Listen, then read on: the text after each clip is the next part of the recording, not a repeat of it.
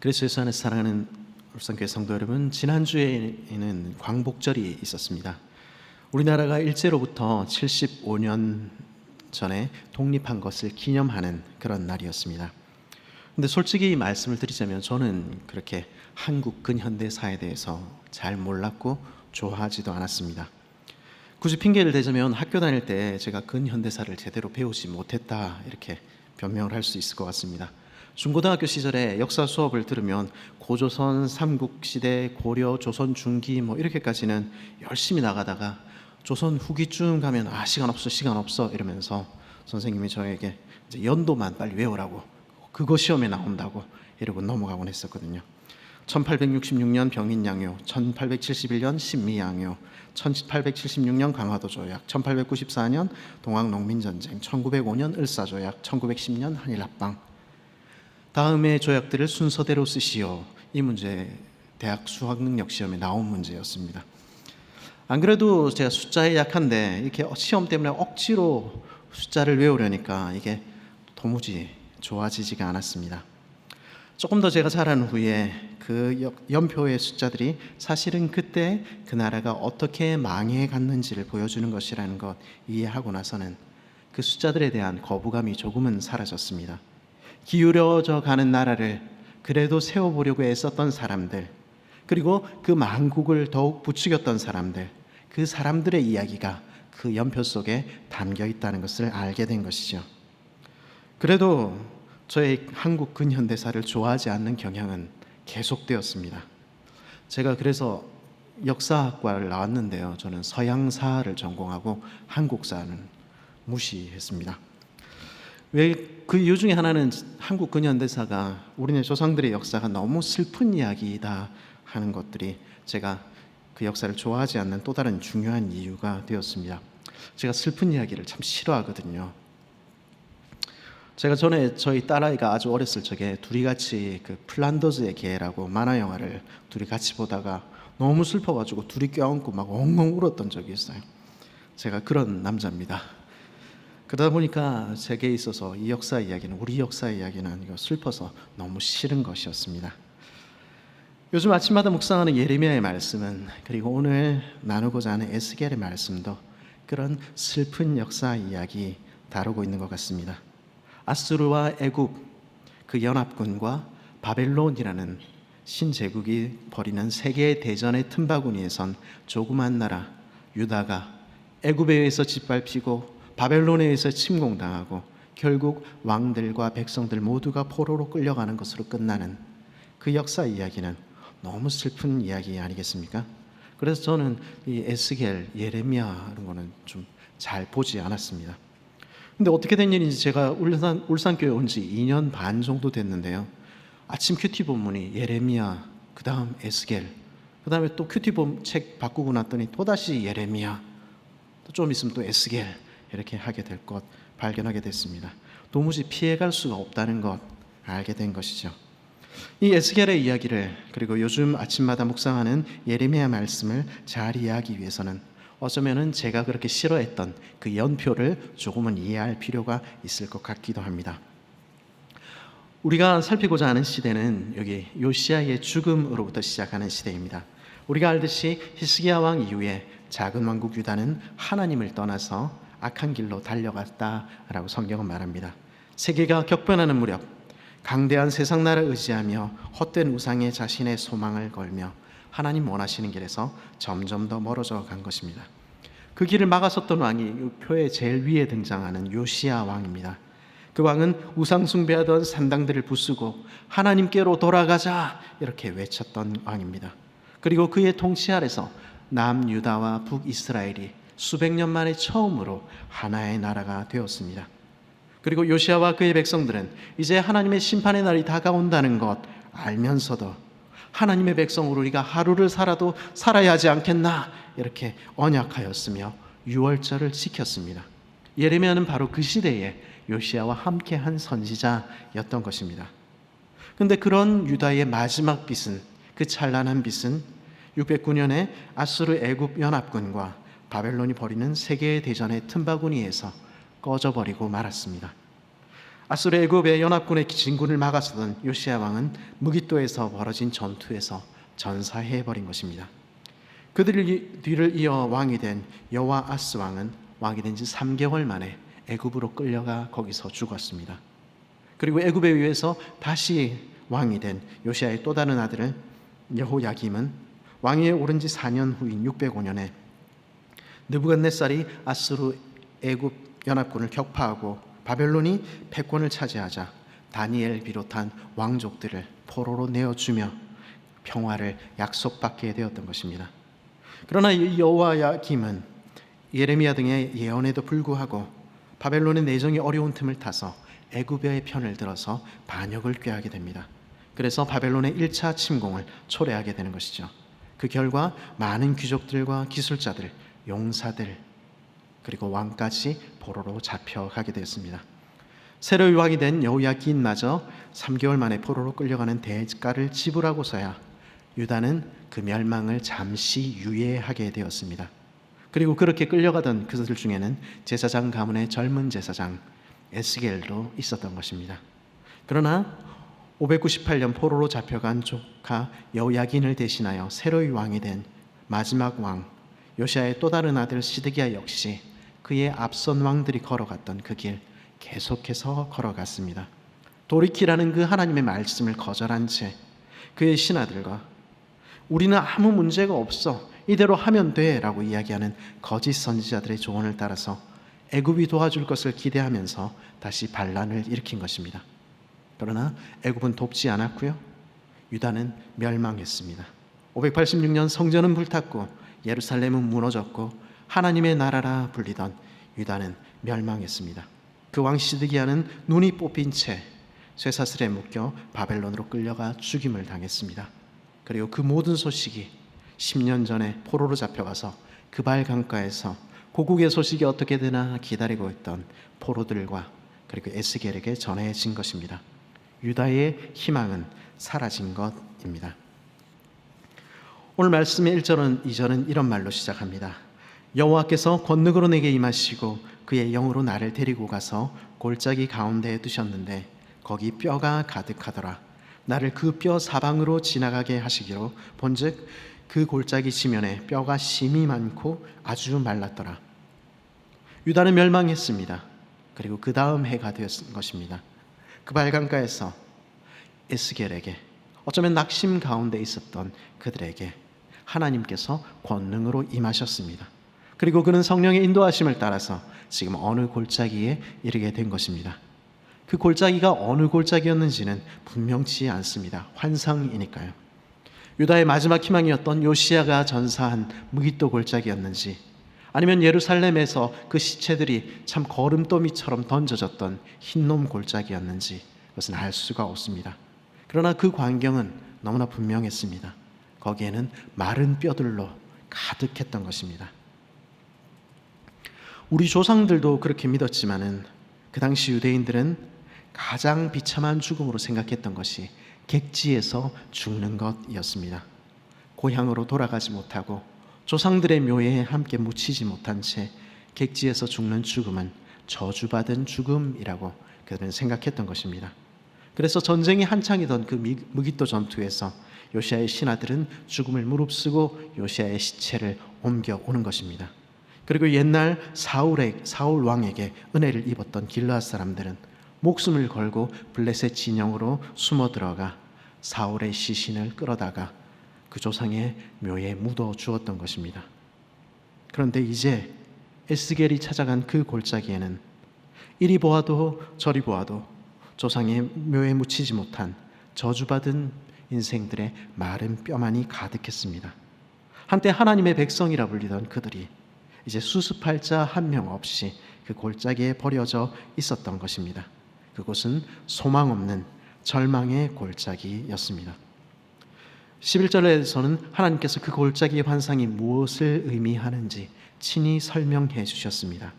또 내게 이르시되 인자야, 이 뼈들은 이스라엘 온 족속이라. 그들이 이르기를 우리의 뼈들이 말랐고 우리의 소망이 없어졌으니 우리는 다 멸절되었다 하느니라. 우리의 뼈들이 말랐고 우리의 소망이 없어졌으니 우리는 다 멸절되었다.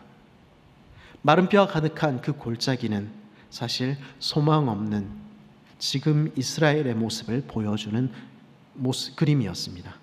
그날 바벨론 강가에서 이스라엘 사람들은 이렇게 말했던 것입니다. 우리에게는 아무 소망이 남지 않았다. 우리가 예배드리던 그 성전은 이미 무너졌고 우리가 살아가던 그 도시는 이미 멸망해버렸다.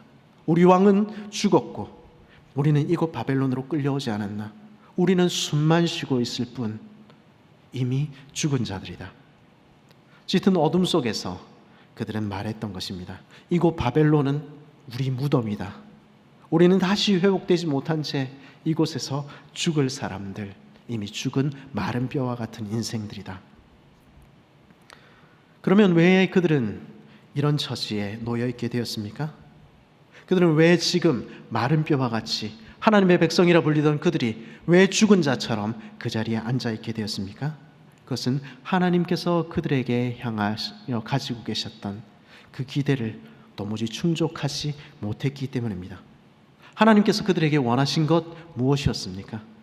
하나님이 그들의 왕 되시고 그들이 하나님의 백성 되어 주님만 섬기며 매일을 사는 것, 하나님을 사랑하며 그 하나님께서 주신 사랑에 힘입어 그 형제, 그 자매들을 사랑하며 그 이웃을 자신의 몸과 같이 사랑하며 사는 그런 교회, 이 세상 사람과는 다른 하나님의 사랑의 법과 긍휼의 질서에 의해서 다스려지는 나라, 그것이 하나님께서 그 백성이라 불리는 자들에게 기대하신 것이었습니다. 그리고 그런 모습들을 보고, 그런 그들의 빛된 모습을 보고 온 세상이 주님께 돌아오는 것, 온 세상이 복을 받게 되는 것, 그것이 우리 하늘 아버지께서 꿈꾸신 모습이었습니다. 그러나 그들에게는 하나님보다 세상이 더 커 보였습니다. 그리고 그들의 꿈은 세상 사람들과 도무지 다르지 않았습니다. 그래서 그들은 하나님을 보지 못했고 하나님의 꿈에 관심이 없었습니다. 그래서 그들은 세상과 똑같이 되어버렸던 것입니다. 교회가 교회답지 못하게 되었고 하나님의 백성은 하나님의 백성답지 못하게 되었던 것입니다. 그래서 하나님은 어떻게 하셨습니까? 그들이 자랑했던 그 성전의 문을 닫으시고 그 백성들을 치욕스럽게 손가락질하는 대상이 되도록 만드시고 하늘 끝까지 흩으셨던 것입니다.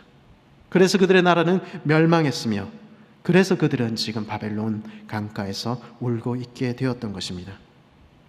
그러나 지금 하늘 끝에 와서도 그 바벨론 강가에 앉아서도 그 사람들은 하나님이 누구신지, 하나님께서 지금 그들에게 원하시는 것이 무엇인지, 기대하시는 것이 무엇인지 알지 못했던 것 같습니다. 그랬기에 그들은 지금 단지 절망에 휩싸여서 바벨론 그발 강가에 앉아 그냥 울고만 있는 것입니다. 어떤 상황 속에서도 희망이 있으면 사람은 견딜 수 있습니다. 가끔 제가 6.25 때 사진 같은 거를 좀 보곤 합니다만 거기서 전쟁 한가운데서도 그런 부서진 교실에서도 공부하는 아이들의 모습, 그리고 이를 환하게 드러내며 웃는 아이들의 모습 볼 수 있었습니다. 그래서 제가 그 사진을 찍어가다가 우리 제자반 식구들에게 보내드렸습니다. 그러면서 방학이라도 공부해야 합니다. 코로나라도 공부해야 합니다. 전쟁터에도 공부했으니까요. 이렇게 제가 문자를 보내곤 했었습니다. 아마 하고 계시죠? 그렇게 믿습니다. 그 폐허 속에 앉아있는 그 진지한 눈빛 속에 담긴 희망이, 그들의 환한 웃음 속에 담긴 그 희망이 그들을 살게 했고 그리고 이 나라를 회복시켰던 것 아닌가 그런 생각을 하게 되는 것입니다. 희망이 있다면 사람들은 살 수 있습니다.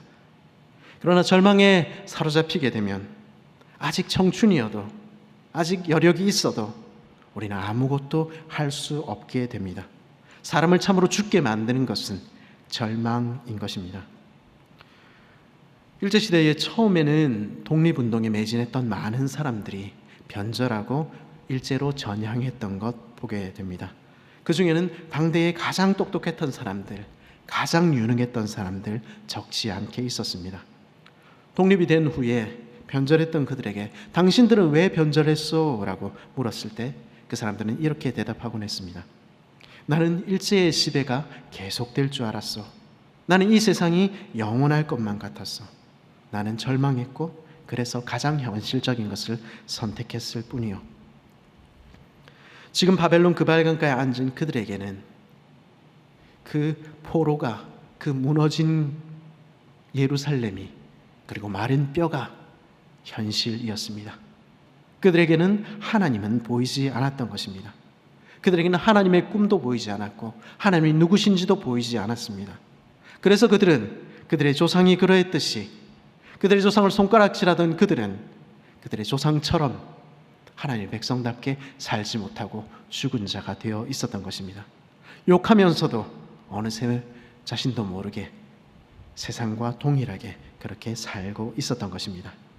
어쩌면 오늘 우리 자신도, 우리 조국교회도 그런 절망에 빠진 상태는 아닐까 생각을 해보게 됩니다. 스스로 하나님의 백성이라고 말하면서도 참으로 하나님을 모욕하는 그런 말하고 그런 삶 살면서도 아무런 부끄러움 느끼지 못하는 사람들, 그런 사람들이 나타나게 되는 것은 어쩌면 우리가 더 이상 하늘을 바라보는 법을 잊어버렸기 때문일지도 모르겠다 하는 생각을 하게 되는 것입니다.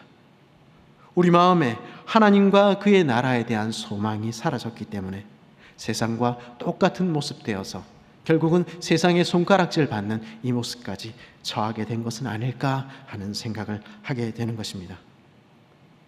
마치 하나님이 계시지 않는 것처럼 살아가는 이유는, 그래서 오늘 우리 조국교회가 이렇게 부끄러움에 처하게 된 이유는 지금 무엇인지 잘못되었다는 것을 아는 사람들이, 지금 이게 아니라는 것을 아는 사람들이 회개하고 돌이키고 하나님의 말씀 앞에 무릎 꿇는 대신에 어차피 안 돼 라는 패배감에 사로잡혀서 자신들도 계속 그 길로 달려왔기 때문일지도 모르겠습니다.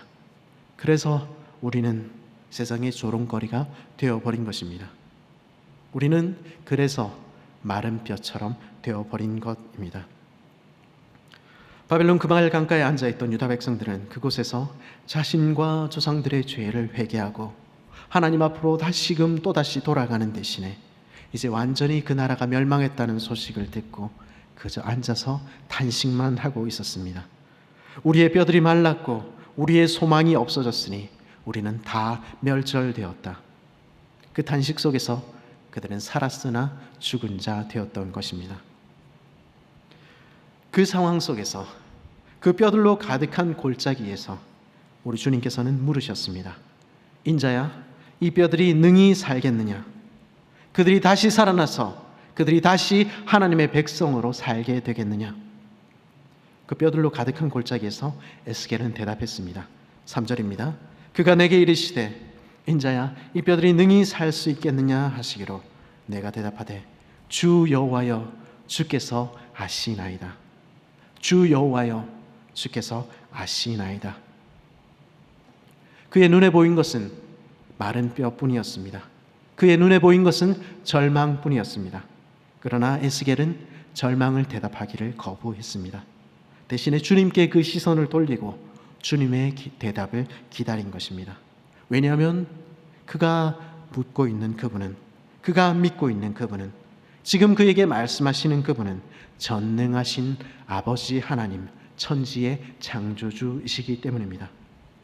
그 사실을 참으로 믿는 사람은 지금 내 눈에 소망이 없다 느껴져도, 아니 내 가슴에 무슨 일이 도무지 일어날 수 있을까 하는 회의가 들어도 절망하기를 거부하는 것입니다. 대신에 전능하신 하나님께 주님이 아십니다 라고 대답하게 되는 것입니다. 내 영혼아, 내가 어찌하여 낭망하느냐?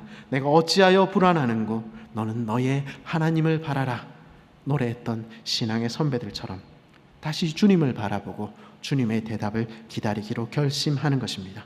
주님께서 일하시면, 전능하신 주님께서 역사하시면 그렇게 기대하는 것입니다. 그런 그 에스겔에게 하나님께서는 말씀하셨습니다. 4절입니다. 또 내게 이르시되 너는 이 모든 뼈에 대언하여 이르기를 너희 마른 뼈들아 여호와의 말씀을 들을지어다. 우리 마음이 낙담할 때에, 우리에게 아무 소망이 없다 느껴질 때에 우리가 해야 할 일은 말씀 앞에 나아가는 일입니다. 그리고 그 말씀을 듣는 것입니다.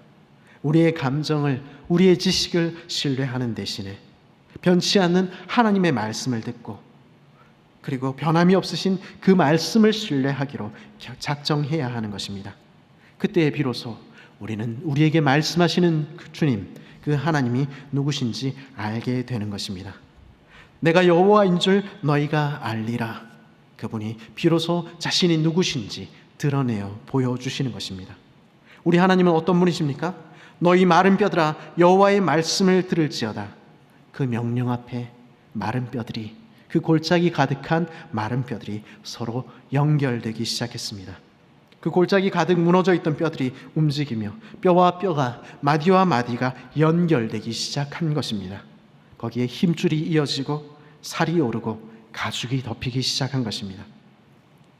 빛이 있으라 명하심에 어둠을 뚫고 빛이 찬란히 비추었듯이 주님께서 너희 마른 뼈들아 여호와의 말씀을 들을지어다 말씀하셨을 때 죽었던 그들이 살아나기 시작한 것입니다. 세상이 커 보이고 절망이 우리를 감쌀 때, 우리가 마른 뼈같이 아무것도 아닌 것처럼 느껴질 때, 우리는 그때 다시 하나님의 말씀 앞으로 나와 그분의 이야기에 귀를 기울여야만 합니다. 왜냐하면 우리 하나님은 그렇게 마른 뼈도 살리시는 하나님, 전능하신 하나님이시기 때문입니다. 그러나 그래, 우리 하나님께 소망이 있지, 하나님께 돌아가야지 하고 이야기가 끝난다면 어쩌면 우리에게는 아무 일도 일어나지 않을지 모르겠습니다. 옛날에는 안 그랬는데, 예전 신앙을 회복해야 하는데 하는 탄식이, 그래 이제는 잘해보자 하는 노력이 우리를 변화시키는 것이 아니기 때문입니다. 우리는 이미 오랫동안 그렇게 해보지 않았습니까? 그럼에도 아무 일도 일어나지 않은 것 아닙니까? 이스라엘은 역사적으로 몇 번이나 거듭 하나님께로부터 떠났다가 어려움을 만났을 때 하나님께로 다시 돌아오곤 했습니다. 그들은 노력했습니다. 그러나 그 돌아옴이 그들을 처음부터 바꾸지는 못했습니다. 과거의 모습으로 다시 회귀하곤 했던 것입니다.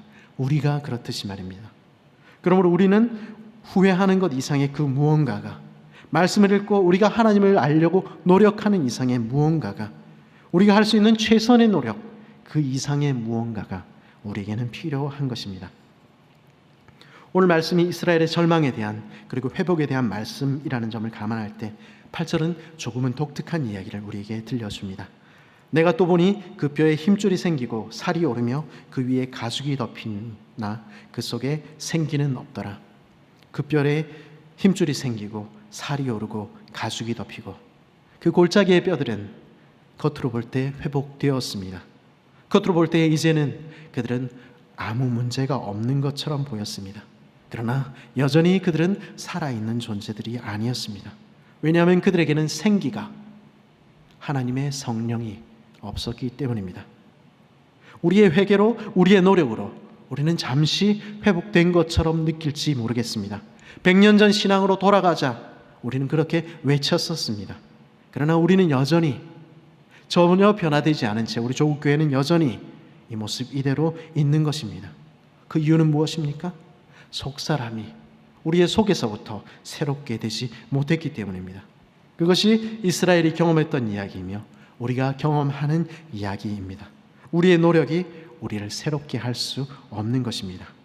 10절은 말합니다. 이에 내가 그 명령대로 대언하였더니 생기가 그들에게 들어가매 그들이 곧 살아나서 일어나 서는데 극히 큰 군대더라. 생기가 그 속에 들어가기까지, 이 생기라고 이 번역된 이 단어는 하나님의 성령을 말하는 단어입니다. 그 하나님께서 그 성령을 우리 코에 불어 넣으시기까지 우리는 참으로 새로워질 수가 없는 것입니다. 새로이 태어나기까지, 죽었다가 다시 완전히 새로운 생명으로, 부활의 생명으로 태어나기까지 우리는 쳇바퀴처럼 지난 삶만을 반복하게 되는 것입니다. 그러나 말씀은 우리에게 말합니다. 성령이 너에게 임하시면, 여호와께서 그 생기를 죽은 우리 심령에 불어 넣으시면 우리는 다시 살게 될 것이라 약속하시는 것입니다. 우리의 속사람부터 완전히 새롭게 될 것이라고, 온 천지를 창조하셨던 그 하나님의 손길이 우리를 새롭게 빚으시면 우리는 새로운 생명 될 것이라고 말씀하시는 것입니다. 흙으로 지어졌던 그 아담이, 첫사람 아담이 그 눈을 뜨고 일어나 후 하고 숨을 쉬며 생명이 되었듯이 우리도 그렇게 새롭게 창조되어 다시 살게 될 것입니다. 흙에 불과했던 아담의 그 코에 하나님께서 그 성령을 불어넣으셨을 때 그가 살아있게 되었듯이, 하나님께서 죽은 것 같은 우리 삶에 생기를 불어넣으실 때 참으로 우리는 속에서부터 새롭게 창조되며 새 마음과 새 영으로 다시 살게 되는 것, 참으로 부활의 생명에 참여하게 되는 것, 맛보게 되는 것입니다. 그 하나님께서 말씀하시는 것입니다. 5절과 6절 제가 읽겠습니다. 주 여호와께서 이 뼈들에게 이같이 말씀하시기를 내가 생기를 너희에게 들어가게 하리니 너희가 살아나리라. 너희 위에 힘줄을 두고 살을 입히고 가죽으로 덮고 너희 속에 생기를 넣으리니 너희가 살아나리라. 또 내가 여호와인 줄 너희가 알리라 하셨다 하라. 그 창조의 하나님께서 우리 안에 새 영을 불어넣으시는 일 시작하신다는 것입니다. 부활의 주님께서 죽은 자 같던 그 제자들에게 후하고 숨을 내쉬며 성령을 받으라 말씀하셨을 때 그들이 부활의 증인으로 새롭게 태어났듯이 하나님께서는 오늘도 그 백성들에게, 주님을 바라는 이들에게 생기를 불어넣으시며 다시 살리시는 그 일 하시고 계신다는 것입니다. 하나님께서는 오늘도 주님을 구하는 자들에게, 성령을 구하는 자들에게 생기를 불어넣으시고 하나님의 군대로 일으키시는 그 일을 오늘도 하고 계시다는 것입니다. 그 하나님의 성령이 우리 안에 부어질 때 우리는 하나님이 누구신지 참으로 알게 될 것입니다. 그리고 주님의 성령이 우리를 살게 하실 때 우리는 비로소 속사람으로부터 새로워져서 하나님의 백성다운 백성, 하나님의 큰 군대로 새롭게 태어나게 되는 것입니다. 그러므로 이 부활은, 주님께서 우리에게 주시고자 하는 이 부활은 단지 죽었다가 사는 것, 한 사람이 살아나는 것, 그 이상의 것입니다. 죽었던 우리가 속사람으로부터 새로워져서 그 삶으로 성령의 열매를 맺는 것 맞습니다. 그러나 그 이상을 의미하는 것입니다. 부활의 능력은 단지 개인 속에서만 역사하는 것 넘어서서 하나님의 백성 공동체를 새롭게 하고 회복하시는 능력입니다. 12절과 13절은 말합니다. 그러므로 너는 대언하여 그들에게 이르기를 주 여호와께서 이같이 말씀하시기를 내 백성아 내가 너희 무덤을 열고 너희로 거기에서 나오게 하고 이스라엘 땅으로 들어가게 하리라. 내 백성아 내가 너희 무덤을 열고 너희로 거기서 나오게 한즉 너희는 내가 여호와인 줄 알리라. 거기 바벨론 그발강가에서 유다에서 끌려온 포로들은 우리의 뼈들은 말랐고 우리의 소망은 없어졌으니 우리는 다 멸절되었다 탄식할 뿐이었습니다. 이곳 바벨론이 우리의 무덤이라고, 우리는 변화되지 않을 것이라고, 우리는 이곳에서 죽는 것으로 끝이 날 것이라고 탄식했습니다. 아무 일도 일어나지 않을 것이라고 그들은 굳게 믿었습니다.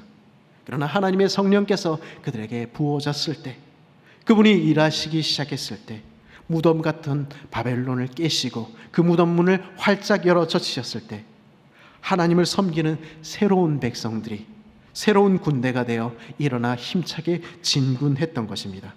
그 실제가, 그 역사하심이 하나님의 일하심입니다. 그리고 그 하나님은 오늘도 우리 안에서 생명의 성령을 불어넣으시는 것입니다. 오늘 본문의 후반부는 하나님의 부활의 역사는, 그 하나님의 꿈은 멸망한 유다가 다시 회복되고 교회가 다시 교회되는 것조차 넘어선다는 것 보여줍니다. 22절 23절입니다. 그 땅 이스라엘 모든 산에서 그들이 한 나라를 이루어서 한 임금이 모두 다스리게 하리니 그들이 다시는 두 민족이 되지 아니하며 두 나라로 나뉘지 아니할지라. 그들이 그 우상들과 가증한 물건과 그 모든 죄악으로 더 이상 자신을 더럽히지 아니하리라.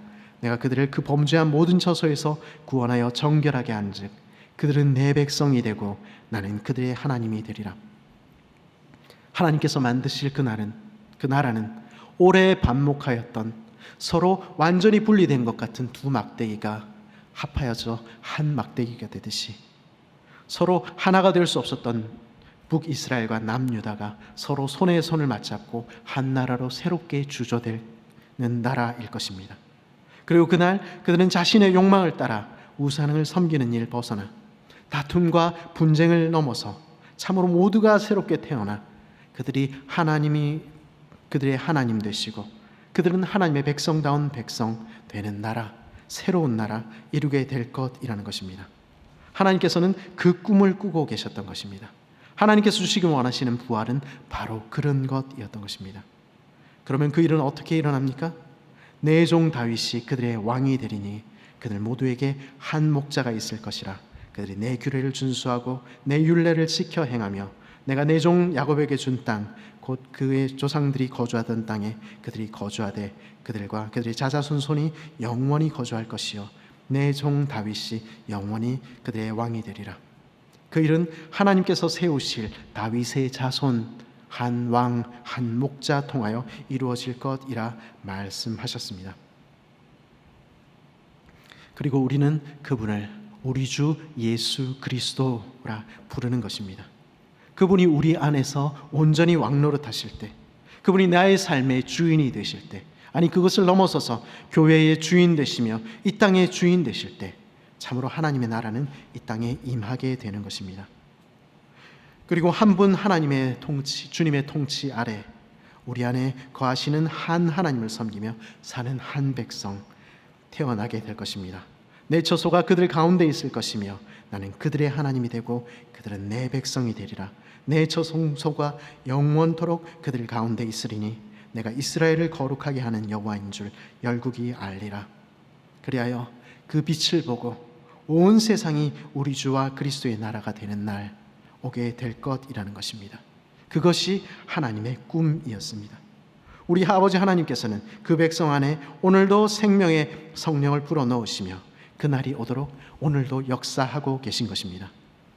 그 해골들로 가득한 절망과 죽음만이 가득한 골짜기에서 짙은 어둠으로 더 짙은 어둠으로 들어가는 그 길목에서 하나님께서는 온 세상이 주의 나라로 피어나는 부활의 꿈을, 빛이 다시 회복되는 왕복의 꿈을 꾸고 계셨던 것입니다. 주님은 그렇게 오늘도 일하시는 주님이신 것입니다. 그리스도에서 안에 사랑하는 울산교회 성도 여러분, 날마다 하루가 뭐다 하고 교회에 관한 슬픈 소식들이 뉴스를 장식하는 시대에 우리는 살고 있습니다. 하나님의 이름을 말하면서도 자신의 유익을 구하는 자들로 가득한 곳이 오늘의 우리의 교회가 아닙니까? 하나님의 뜻이 어떻든 주님이 말씀하시는 진리가 어떻든 상관없이 내 뜻과 내 유익만을 관철하려는 자들이 가득한 것이 오늘 우리 조국교회의 모습입니다. 점점 더 깊은 어둠 속으로 들어가고 있는 것 같은 그런 슬픈 시대를, 마른 뼈들로 가득한 것 같은 그런 시대를 우리는 살고 있는 것입니다. 그리고 그런 캄캄한 시대 속에서 우리조차도 하늘을 바라보며 이곳에서 하나님의 뜻을 따라 살기 위해 분투하기보다는 체념하고 낙담한 채 때로는 세상과 동화되어 남들이 살듯이 그렇게 살고 있는 것입니다. 그런 우리가 다시 살 수 있겠습니까? 그런 마른 뼈와 같은 우리가 참으로 다시 하나님의 꿈을 꿀 수 있겠습니까? 그런 우리가 새롭게 되는 일은 하나님 말씀 앞으로 나아갈 때뿐입니다.